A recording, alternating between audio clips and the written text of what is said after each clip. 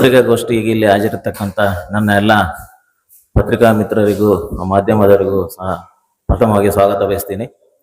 ಇವತ್ತಿನ ಪತ್ರಿಕಾಗೋಷ್ಠಿಯಲ್ಲಿ ನಮ್ಮ ರಾಜ್ಯ ಸರ್ಕಾರವು ನೂತನವಾಗಿ ಜಾರಿಗೆ ತಂದಿರುವ ಪೇಪರ್ಲೆಸ್ ಬಗ್ಗೆ ನಾಗರಿಕರಿಗೆ ಆಗತಕ್ಕ ಅನಾನುಕೂಲಗಳು ಹಾಗೂ ಪೇಪರ್ಲೆಸ್ನಲ್ಲಿರ್ತಕ್ಕಂತಹ ದೋಷಗಳ ಬಗ್ಗೆ ಜನಸಾಮಾನ್ಯರಿಗೆ ತಲುಪಿಸುವ ಉದ್ದೇಶದಿಂದ ಈ ಪತ್ರಿಕಾಗೋಷ್ಠಿಯನ್ನು ನಮ್ಮ ಪತ್ರ ಬರಹಗಾರ ರಾಜ್ಯ ಒಕ್ಕೂಟವು ಕರೆದಿರುತ್ತದೆ.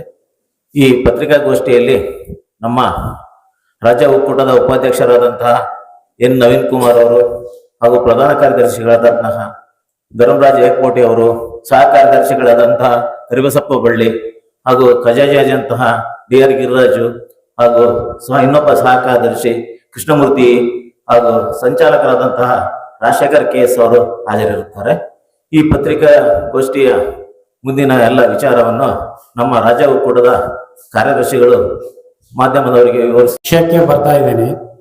ಕಾರಣ ಏನಪ್ಪಾ ಅಂದ್ರೆ ಬಹಳಷ್ಟು ಸಮಯ ನಾವು ವಿಳಂಬ ಮಾಡಿಬಿಟ್ಟಿದ್ದೀವಿ, ತಮ್ಮಲ್ಲಿ ಕ್ಷಮೆ ಇರಲಿ.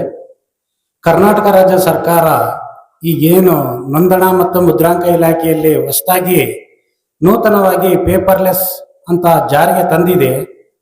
ಅದು ಕೇವಲ ಗಡಿ ಭಾಗದಲ್ಲಿ ಇರ್ತಕ್ಕಂಥ ಚಾಮರಾಜನಗರ ಪ್ರದೇಶದಲ್ಲಿ ಪ್ರಥಮವಾಗಿ ಇದನ್ನ ಇಂಪ್ಲಿಮೆಂಟ್ ಮಾಡಿದ್ದಾರೆ.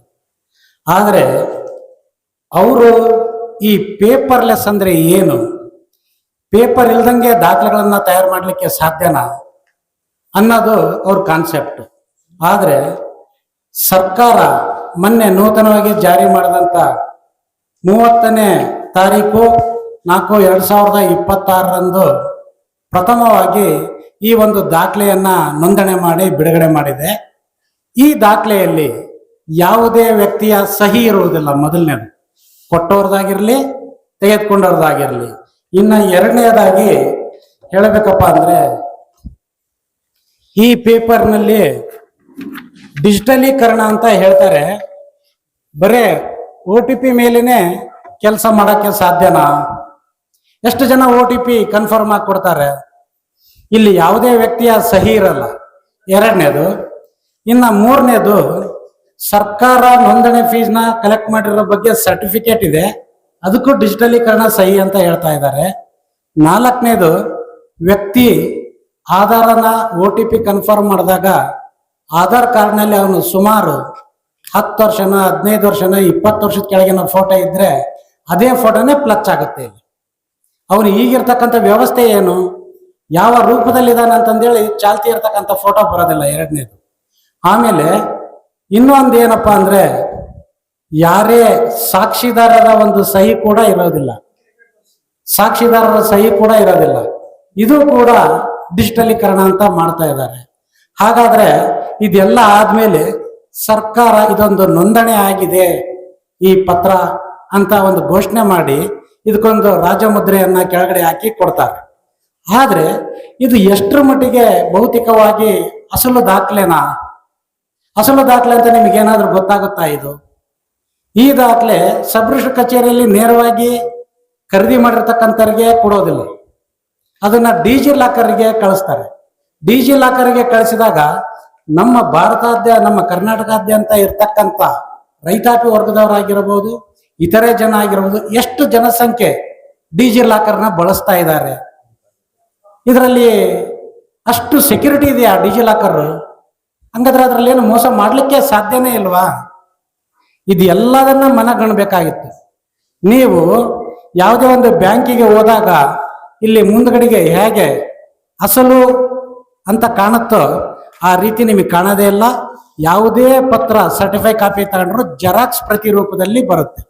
ಈ ಜೆರಾಕ್ಸ್ ಪ್ರತಿನ ಎಷ್ಟರ ಮಟ್ಟಿಗೆ ಒರಿಜಿನಲ್ ಅಂತಂದೇಳಿ ಮಾನದಂಡನ ಮಾಡ್ತೈತೆ ಸರ್ಕಾರ. ಯಾವುದೇ ಬ್ಯಾಂಕ್ನಲ್ಲಿ ಇದಕ್ಕೆ ಮೌಲ್ಯತೆ ಇರುತ್ತಾ? ಜಲ್ದಿ ನಿಮ್ಮ ದಾಖಲೆಗಳಲ್ಲಿ ಯಾವುದಾದ್ರೂ ವ್ಯತ್ಯಾಸ ಆಗಿ ಕಳೆದೋಗಿರ್ತಕ್ಕಂಥ ಒಂದು ದಾಖಲೆನ ಸರ್ಟಿಫೈ ಕಾಪಿ ಕೊಟ್ರೆ ಇದು ಅಸಲ, ಇದು ಒರಿಜಿನಲ್ಲ ಅಂತ ಬ್ಯಾಂಕ್ನವ್ರು ಕೇಳ್ತಾರೆ. ಹಾಗಾದ್ರೆ ಇದಕ್ಕೇನು? ಹಂಗಾದ್ರೆ ಎಷ್ಟರ ಮಟ್ಟಿಗೆ ಇದು ಸಮಂಜಸವಾಗಿ ಇದೆ? ಯಾವುದೇ ಕಾರಣಕ್ಕೂ ಸರ್ಕಾರ ಪೇಪರ್ಲೆಸ್ ಅಂತ ಹೇಳ್ತಾ ಇದೆ. ನಾವು ಯಾವುದೇ ದಾಖಲೆ ತಗೊಳ್ಬೇಕಾದ್ರೆ ಪೇಪರ್ ಮೇಲೆ ಪ್ರಿಂಟೇ ತಾನೇ ತಗೊಳ್ಳೋದು. ಪೇಪರ್ ಇಲ್ದಂಗೆ ನಾವು ತಗೊಳಕ್ ಸಾಧ್ಯನಾ? ಇದು ಕೂಡ ನಾವು ಮನಗಣಬೇಕಾಗುತ್ತೆ. ಇದರ ಜೊತೆಯಲ್ಲಿ ಹೇಳ್ತಾರೆ ಎಲ್ಲ ಡಿಜಿಟಲೀಕರಣ ನಾವು ಮಾಡ್ತಾ ಇದ್ದೀವಿ, ಸಾಕಷ್ಟು ಸಕ್ಸಸ್ ಆಗಿದೆ ಅಂತಂದೇಳಿ. ಆರ್ಥಿಕ ವ್ಯವಸ್ಥೆಯಲ್ಲೇ ನಿಮ್ಗೆಲ್ಲ ಗೊತ್ತಿರ್ತಕ್ಕಂಥ ವಿಚಾರ ಇದೆ. ಯಾರ್ದೋ ಫೋನ್ ಪೇ ಒಳಗೆ ಯಾರ್ಯಾರೋ ಬ್ಯಾಂಕ್ಗಳಿಂದ ಹ್ಯಾಕರ್ಗಳನ್ನ ಹ್ಯಾಕ್ ಮಾಡಿ ಸಾಕಷ್ಟು ತೊಂದರೆಗಳನ್ನ ಮಾಡಿರ್ತಕ್ಕಂಥ ವ್ಯವಸ್ಥೆ ಕೂಡ ಇದೆ. ಇದು ಯಾವುದನ್ನ ಗಮನಕ್ಕಿಲ್ದಂಗೆ ಕೋಟ್ಯಾಂತರ ಬೆಲೆ ಬಾಳ್ತಕ್ಕಂಥ ಆಸ್ತಿಗಳ ವಿಚಾರದಲ್ಲಿ ಇಷ್ಟು ನೆಗ್ಲಿಜಿಬಲ್ ಆಗಿ ಯಾವುದೇ ಒಂದು ಆಧಾರ ರಹಿತನೇ ಇಲ್ದನೆ ಈ ಒಂದು ಪೇಪರ್ಲೆಸ್ ಕಾನ್ಸೆಪ್ಟ್ ತಂದಿರೋದು ಅತ್ಯಂತ ಶೋಷಣೀಯ. ಈ ಪೇಪರ್ಲೆಸ್ ಕಾನ್ಸೆಪ್ಟ್ ಎಷ್ಟು ಜನಕ್ಕೆ ಮಾಹಿತಿಯನ್ನ ಒದಗಿಸಿದ್ದಾರೆ, ಸಾರ್ವಜನಿಕವಾಗಿ ಎಲ್ಲೆಲ್ಲಿ ಇದನ್ನ ಪ್ರಾತ್ಯಕ್ಷತೆಯನ್ನ ನಡೆಸಿದ್ದಾರೆ ಅನ್ನೋದು ಕೂಡ ಯಾರಿಗೂ ಗೊತ್ತಿಲ್ಲ. ಎಷ್ಟು ಜನ ಸಿಟಿಜನ್ ಲಾಗಿನ್ನಲ್ಲಿ ಪತ್ರಗಳನ್ನ ಬರೀತಾರೆ. ಇದು ಎಲ್ಲದನ್ನು ಮಾಧ್ಯಮದ ಮುಖಾಂತರ ಸಾರ್ವಜನಿಕರಿಗೆ ಆಗ್ತಕ್ಕಂಥ ತೊಂದರೆಗಳು, ನಮ್ಮ ಆಸ್ತಿಯ ಒಂದು ನಿಖರತೆ ಮತ್ತು ಬೌದ್ಧಿಕತೆ ಹಾಗೂ ಅಸಲು ಪತ್ರ ಅನ್ನದೇ ಇವರು ಕರ್ನಾಟಕ ಮತ್ತು ನೋಂದಣಿ ಕಾಯ್ದೆ ಇಲಾಖೆಯ ವತಿಯಿಂದ ಮಾಡಿರ್ತಕ್ಕಂಥದ್ದು ಎಷ್ಟು ಸಮಂಜಸ. ಹಾಗಾದ್ರೆ ಈ ಮುಂದಿನ ದಿನಗಳಲ್ಲಿ ಪತ್ರಗಳ ಅವಶ್ಯಕತೆನೇ ಇಲ್ವಾ? ಮತ್ತೆ ಯಾವ ರೀತಿ ದಾಖಲೆಗಳನ್ನ ಬರೀಬೇಕು, ಯಾವ ರೀತಿ ದಾಖಲೆಗಳನ್ನ ಸರ್ಕಾರದಿಂದ ಒರಿಜಿನಲ್ ಅಂದ್ರೆ ಅಸಲು ಅಂತ ನಾವು ದೃಢೀಕರಿಸ್ಬೇಕು. ಯಾವುದೇ ನ್ಯಾಯಾಲಯಕ್ಕೆ ಹೋದ್ರೂ ಕೂಡ ವಸೂಲನ್ನ ಸರ್ಟಿಫೈ ಕಾಪಿ ಹಾಕಿದ ತಕ್ಷಣ ಇದು ಯಾವ ಅಧಿಕಾರಿ ಸೈನ್ ಮಾಡಿದ್ದಾರೆ, ಅಧಿಕೃತವಾಗಿ ಮೊಹರು ಇದೆಯಾ ಅಥವಾ ಇಲ್ವಾ ಅಂತ ಒಂದು ಕೋರ್ಟೇ ಪರಾಮರ್ಶೆಯನ್ನ ಮಾಡ್ತದೆ. ಅಂಥದ್ರಲ್ಲಿ ಇದೊಂದು ಜೆರಾಕ್ಸ್ ಪ್ರತಿ ತರ ಇರೋದನ್ನ ಕೊಟ್ಟು ಇದೇ ಡಿಜಿಟಲೀಕರಣ ಅಂದ್ರೆ ಯಾವ ರೀತಿ ನಂಬ್ತೈತಿ ಕೋರ್ಟು? ಇಷ್ಟೆಲ್ಲ ಲೋಪದೋಷಗಳು ಈ ಪೇಪರ್ಲೆಸ್ ನಲ್ಲಿ ಇದಾವೆ. ದಯಮಾಡಿ ತಕ್ಷಣನೇ ಈ ಪೇಪರ್ಲೆಸ್ ಕಾನ್ಸೆಪ್ಟ್ ನ ನಿಲ್ಲಿಸಿ ಇದರಲ್ಲಿ ಇರ್ತಕ್ಕಂಥ ಎಲ್ಲ ಲೋಪದೋಷಗಳನ್ನ ಸರಿಪಡಿಸಿ ರಾಜ್ಯ ಸರ್ಕಾರ ಮುಂದಿನ ಹೆಜ್ಜೆಯನ್ನ ಇಡಬೇಕು ಅನ್ನೋದು ನನ್ನ ಈ ಪತ್ರಿಕಾ ಮಾಧ್ಯಮ ಮುಖಾಂತರ ಆಗ್ರಹ ಪಡಿಸ್ತಾ ಇದ್ದೇನೆ. ಇದನ್ನ ಉಳಿದಂತೆ ವಿಚಾರದ ಬಗ್ಗೆ ನಮ್ಮ ಉಪಾಧ್ಯಕ್ಷ ಬಯ್ಯರು, ಕ್ರಯದಾರರು ಮತ್ತು ಖರೀದಿದಾರರು ಎಲ್ಲ ಪೇಜ್ನಲ್ಲೂ ಸಹಿ ಮಾಡ್ತಾ ಇದ್ರು. ಸಹಿ ಮಾಡಿದ್ಮೇಲೆ ಸಬ್ ರಿಜಿಸ್ಟರ್ ಆಫೀಸಿಗೆ ಬರ್ತಾ ಇದ್ರು. ಸಬ್ ರಿಜಿಸ್ಟರ್ ಆಫೀಸಿಗೆ ಬಂದು ಫೋಟೋ ತಮ್ಮ ಇಂಪ್ರೆಷನ್ ಆದ್ಮೇಲೆ ಪಕ್ಕದ ಕಾಲಂನಲ್ಲಿ ಭೌತಿಕವಾಗಿ ಸಹಿ ಮಾಡ್ತಾ ಇದ್ರು. ಅವರನ್ನ ಗುರುತಿಸುವವರು ಸಬ್ ರಿಜಿಸ್ಟರ್ ಆಫೀಸಿಗೆ ಬಂದು ಅವರು ಕೂಡ ಭೌತಿಕವಾಗಿ ಸಹಿ ಮಾಡ್ತಾ ಇದ್ರು. ಆ ದಾಖಲಾತಿಗಳನ್ನ ಸ್ಕ್ಯಾನಿಂಗ್ ಮಾಡ್ತಾ ಇದ್ರು ಸಬ್ ರಿಜಿಸ್ಟರ್ ಆಫೀಸಲ್ಲಿ. ಸ್ಕ್ಯಾನಿಂಗ್ ಮಾಡಿ ನಂತರ ಡಾಕ್ಯುಮೆಂಟ್ಗೆ ಸಬ್ ರಿಜಿಸ್ಟರ್ ಸೀಲು ಸೈನು ಎಲ್ಲ ಆಗಿರೋದ್ರಿಂದ ಅದನ್ನ ವಾಪಸ್ ಯಾರು ಪರ್ಚೇಸರ್ ಇರ್ತಾರೆ ಅವ್ರಿಗೆ ಅದನ್ನ ತಗೊಳ್ತಾ ಇದ್ರು. ಸರ್ಕಾರಕ್ಕೆ ಸ್ಟಾಂಪ್ ಡ್ಯೂಟಿ ಲಕ್ಷಾಂತರ ರೂಪಾಯಿ ಕಟ್ಟದ ಮೇಲೆ ಅಸಲು ದಾಖಲೆ ಕಾಗದ ಪತ್ರ ಅಂತ ಕೊಡ್ತಾ ಇದ್ರು. ಆ ಡಾಕ್ಯುಮೆಂಟ್ ನ ಎಲ್ಲ ಕಡೆ ಬ್ಯಾಂಕ್ ನಲ್ಲಾಗ್ಲಿ ಕೋರ್ಟ್ ನಲ್ಲಾಗ್ಲಿ ಮಾನ್ಯ ಮಾಡ್ತಾ ಇದ್ರು. ಆದ್ರೆ ಈಗ ಏನಾಗತ್ತೆ, ಪ್ರತಿ ಶೀಟ್ ನಲ್ಲಿ ಯಾರ್ದೋ ಸಹಿ ಇರೋದಿಲ್ಲ, ಯಾವುದೇ ರೀತಿ QR ಕೋಡ್ ಆ ವ್ಯವಸ್ಥೆ ಕೂಡ ಇರೋದಿಲ್ಲ, ಅಥೆಂಟಿಕೇಶನ್ ಇರೋದಿಲ್ಲ. ಯಾವುದೇ ಸಬ್ ರಿಜಿಸ್ಟರ್ ಆಫೀಸ್ಗೆ ಲಕ್ಷಾಂತರ ರೂಪಾಯಿ ಸರ್ಕಾರಕ್ಕೆ ಬೊಕ್ಕಸಕ್ಕೆ ನಾವು ಮುದ್ರಾಂಕ ಶುಲ್ಕ, ನೋಂದಣಿ ಶುಲ್ಕನ ಪಾವತಿ ಮಾಡಿ ನಾವು ಡಿಜಿಟಲ್ ಮೂಲಕ ಫೋಟೋ ಹಿಡಿದು ಇದನ್ನ ಸ್ಕ್ಯಾನಿಂಗ್ ಮಾಡಿ ನಾವು ಅಪ್ಲೋಡ್ ಮಾಡಬೇಕು. ಅಪ್ಲೋಡ್ ಮಾಡಿದ್ರೆ ಸಬ್ ರಿಜಿಸ್ಟರ್ ಇದನ್ನ ಅಪ್ರೂವಲ್ ಮಾಡ್ತಾರೆ. ಅಪ್ರೂವಲ್ ಮಾಡಿದ್ಮೇಲೆ ಮತ್ತೆ OTP ತಗೊಳ್ಬೇಕು.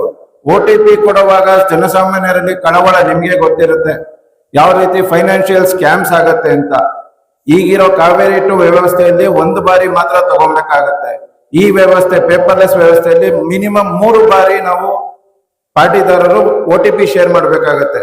ಆ OTP ಶೇರ್ ಮಾಡುವಾಗ ಸಬ್ ರಿಜಿಸ್ಟರ್ ಆಫೀಸ್ ಇಂದ ಅಂತ ಮಿಸ್ಗೈಡ್ ಮಾಡಿ ಬೇರೆಯವರು ಹ್ಯಾಕರ್ಸ್ ಆಗ್ಲಿ ಇನ್ಯಾರು ಫ್ರಾಡ್ಸ್ ಮಾಡ್ತಾರಲ್ಲ ಅವ್ರಿಗೆ ನೀವೇ ಅನುಕೂಲ ಮಾಡಿಕೊಟ್ಟಂಗೆ ಆಗ್ತಾ ಇದೆ ಸರ್ಕಾರದವರು.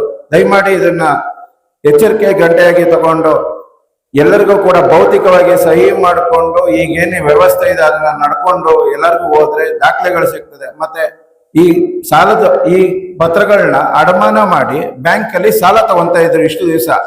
ಈಗ ಪೇಪರ್ಲೆಸ್ ಕಾನ್ಸೆಪ್ಟ್ ಅಂತ ಹೇಳ್ತಾ ಇದ್ರಲ್ಲ, ಪೇಪರ್ಲೆಸ್ ಕಾನ್ಸೆಪ್ಟ್ ಅಲ್ಲಿ ನೀವು ಪೇಪರೇ ಇಲ್ಲ ಅಂದಾಗ ಬ್ಯಾಂಕ್ ಅಲ್ಲಿ ಸಾಲ ಯಾವ ರೀತಿ ಕೊಡ್ತಾರೆ, ಯಾವ ದಾಖಲಾತಿಗಳ ಮೇಲೆ ಕೊಡ್ತಾರೆ? ಆ ಕಲಂ ಸ್ಟಾಂಪ್ ಆಕ್ಟ್ ಅಲ್ಲಿ ಇದೆ, ಡೆಪಾಸಿಟ್ ಆಫ್ ಟೈಟಲ್ ಡೀಡ್ ಅಂತ ಕಲಂ ಇದೆ, ಆಕ್ಟ್ ಇದೆ. ಆ ಆಕ್ಟ್ಗೆ ನೀವು ವಿರುದ್ಧವಾಗಿ ಯಾವುದೇ ರೀತಿ ಸಾರ್ವಜನಿಕರಿಗೆ ಆಗಲಿ ಕಾನೂನು ಇವ್ರ ಜೊತೆನೇ ಆಗಲಿ ಕನ್ಸಲ್ಟೇಷನ್ ಮಾಡಿದಿರಾ ಅನ್ನೋದು ನಮ್ಮೆಬಲ ಅಭಿಮತ ಆಗಿರುತ್ತೆ. ದಯಮಾಡಿ ಇದನ್ನ ಯಾವುದೇ ಕಾರಣಕ್ಕೂ ಸರಿಯಾದ ರೀತಿಯಲ್ಲಿ ಯೋಚನೆ ಮಾಡಿದಿರ. ನಮ್ಮ ಕರ್ನಾಟಕ ರಾಜ್ಯದಲ್ಲೇ ಅತಿ ಹಿಂದುಳಿದ ಜಿಲ್ಲೆ ಚಾಮರಾಜನಗರ ಜಿಲ್ಲೆ. ರಾಜ್ಯಗಳು ತಗೊಂಡಿದ್ದಾವೆ. ಇವಾಗ RTO ನಲ್ಲಿ ಕೂಡ ಇಂಥದ್ದೇ ನಡೀತಾ ಇದೆ. ಮಧ್ಯಸ್ಥಿಕೆದಾರರ ಹಸ್ತಕ್ಷೇಪ ಎಂತೆಂಥ ಅನಾಹುತಗಳನ್ನು ಈ ದೇಶದಲ್ಲಿ ಮಾಡಿದೆ ಅನ್ನೋದಕ್ಕೆ ಸಾಕಷ್ಟು ಉದಾಹರಣೆಗಳಿದ್ದಾವೆ.